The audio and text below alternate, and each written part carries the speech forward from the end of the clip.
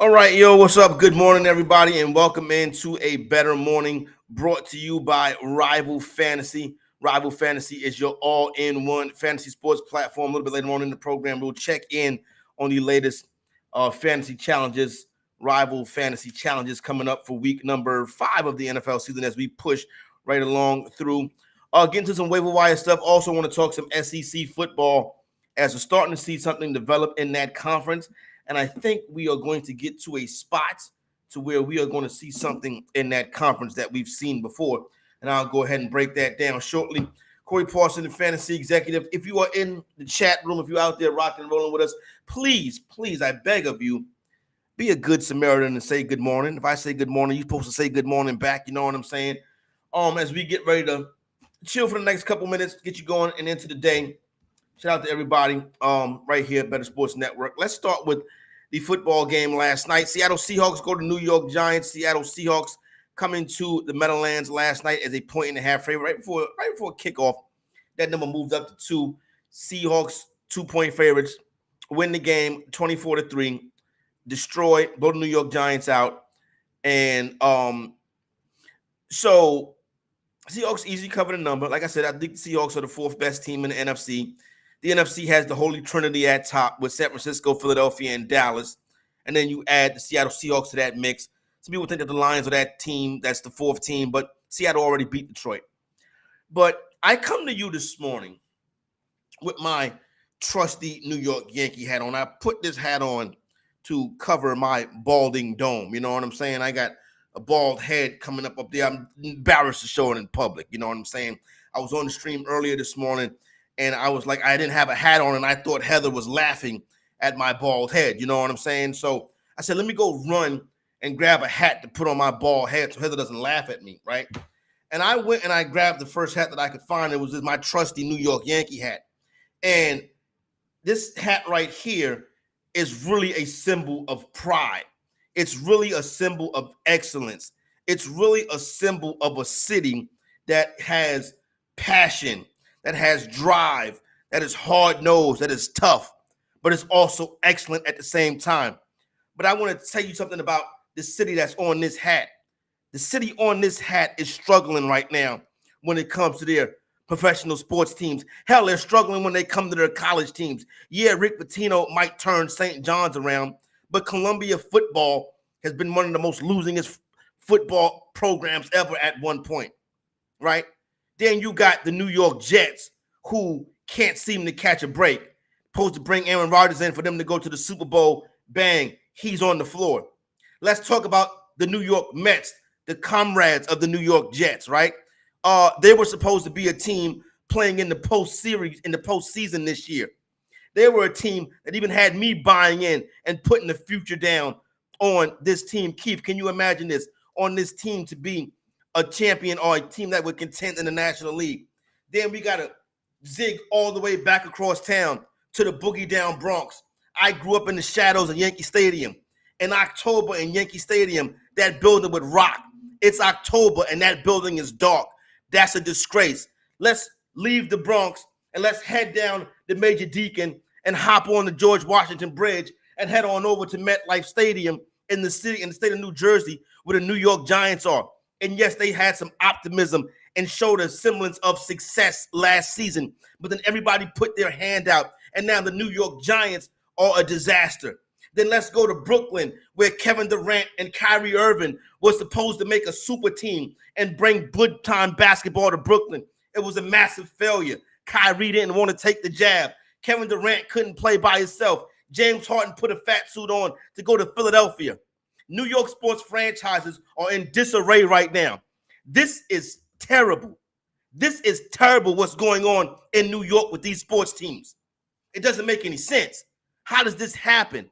A lack of leadership, a lack of commitment. What's going on, Brian Cashman? What's up, Steve Cohen? What's happening with these teams? The Brooklyn Nets. We are at a point in this experiment that the best team in New York is the Knicks. Yes, repeat that. The best team in New York right now is the Knicks. We got to talk about the New York Giants last night, though. This was a team that was supposed to be a team that people had optimism about. I'm going to tell y'all a secret. Zach Wilson's a better quarterback than Daniel Jones. The New York Giants tried to sell to us that Daniel Jones was a franchise quarterback, that Daniel Jones was a franchise leader. The only franchise that Daniel Jones can lead is Party City. Because if you think this guy's a franchise quarterback, you need a big red nose and some floppy shoes because you're a clown. Just like they were clowns for giving this guy all that money when they were negotiating against themselves. And it's just turnover, fumble, interception, bad play, bad pass. Every day I got to come up here and talk about bad quarterback play in the National Football League. Every day. I got to get myself all worked up at 9-something in the morning. Look at this guy.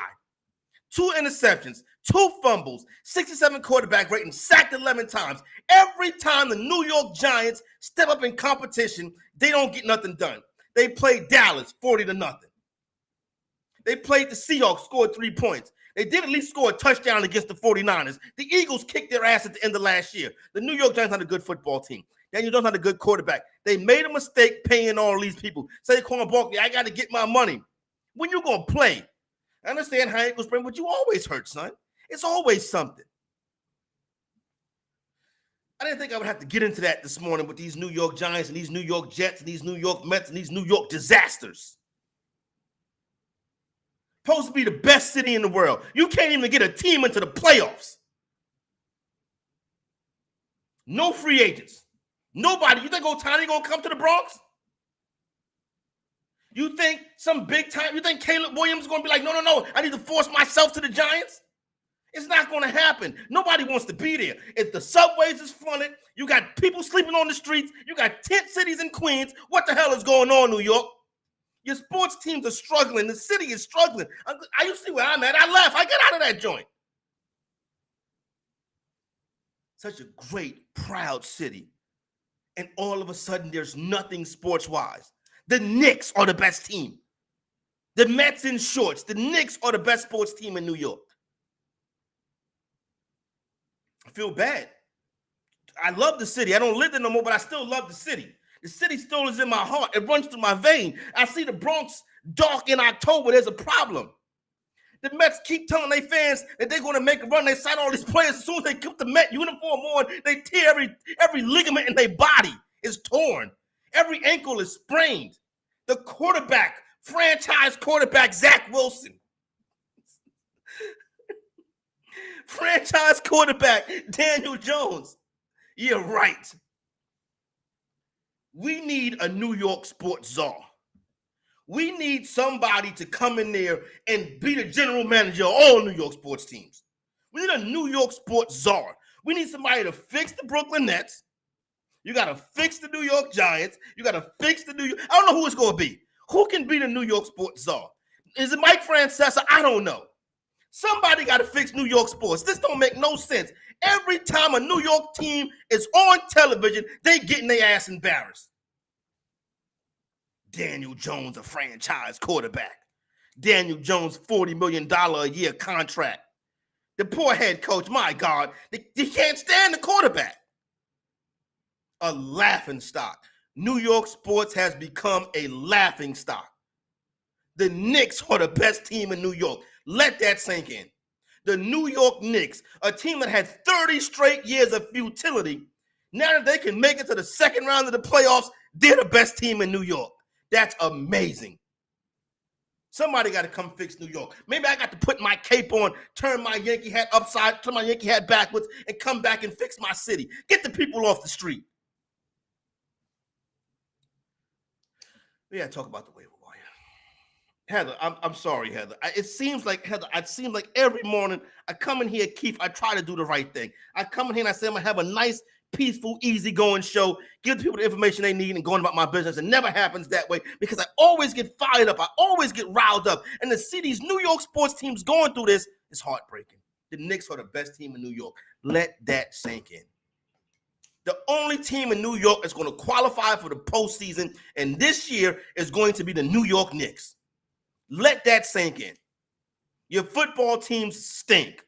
Your baseball teams sell false hope. The Brooklyn Nets get any jackass they can to come play for them.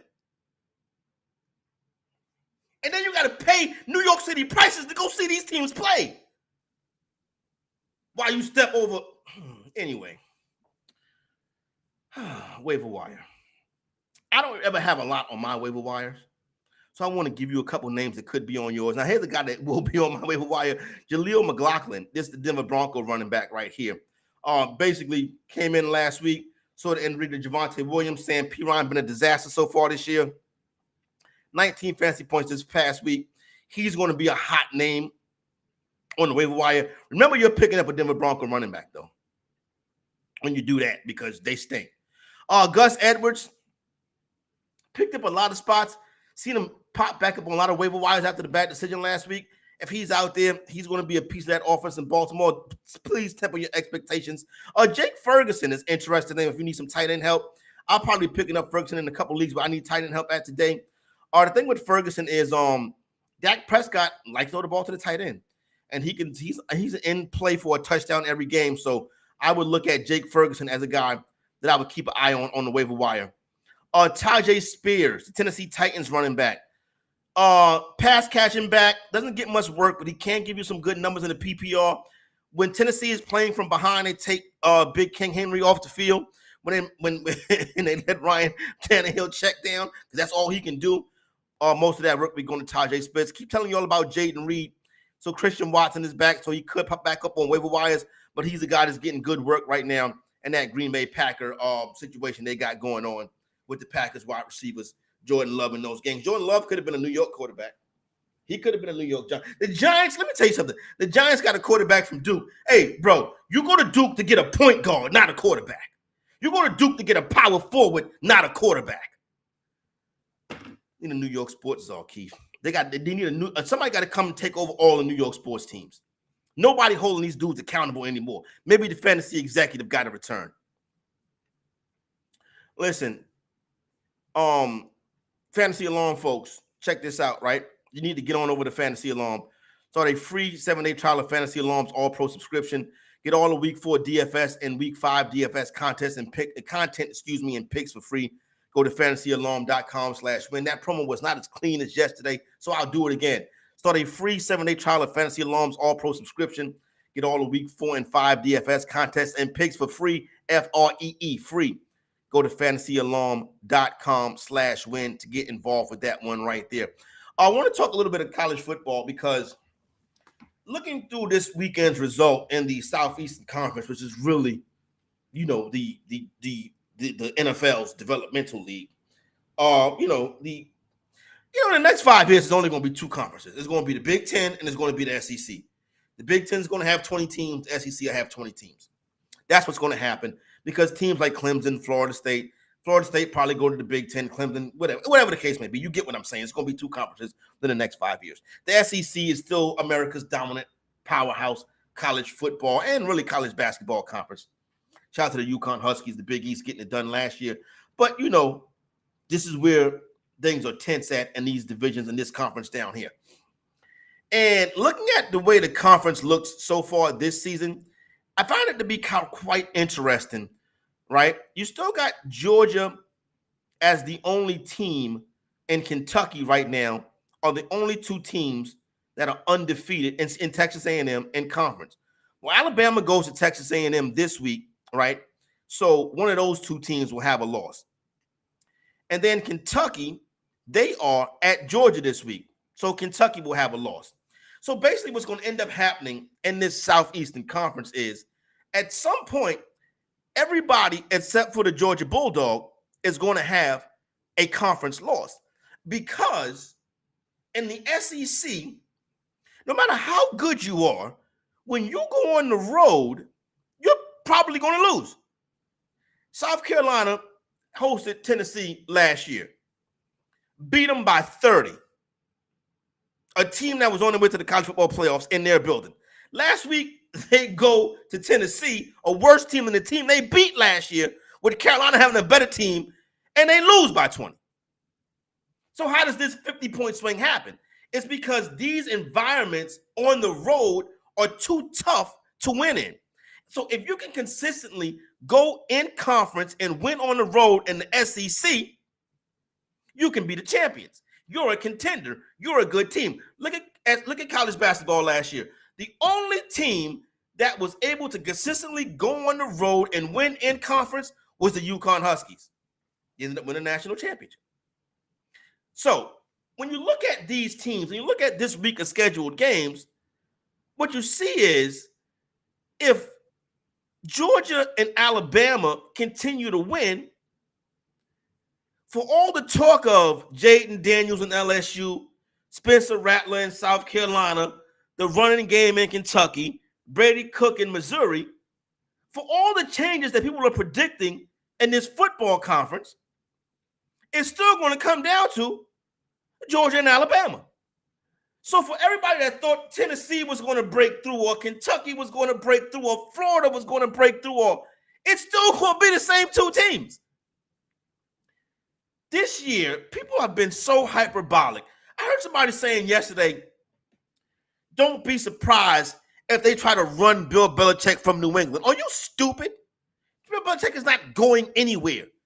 They missed on the quarterback. A lot of teams miss on the quarterback. New York Giants, New York Jets. So stop trying to run legendary head coaches. Oh, Nick Saban don't got the team no more because of the NIL era. Well, if Nick Saban's team holds court on their home field in Tuscaloosa, Alabama, they'll be in the SEC championship game. They've dropped out the top 10. They've dropped to number 13. We're seeing all-time lows for Nick Saban. His team is going to be in the game in Atlanta in the first weekend in December. So what changed? You see, you got to stop wanting people to be washed up, wanting people to be done, trying to put people away too early. We're 1 month through the season, people saying that Alabama's toast. They're going to be back in the championship game this year because all they got to do is hold serve at home. And LSU comes to that building. LSU don't look good. And LSU got road tests coming up again this week. They're going to be out of it. Tennessee got to go to Georgia. Tennessee got to go to Texas A&M. They're going to be out of it. It's going to be the same two teams again. And Alabama's going to win. And for everybody that said that Coach Saban and Alabama was washed up, you're going to be watching them in the national championship this year with Jalen Milroe at quarterback. And then somebody stupid, probably a New York team, is going to go draft Jalen Milroe in the first round. All right, let's get to today's show sponsor, Rival Fantasy. Shout out to the good people at Rival Fantasy. If you're not familiar, Rival Fantasy is the all-in-one fantasy sports platform. Play challenges, fantasy book, fantasy bingo, plus season-long fantasy football.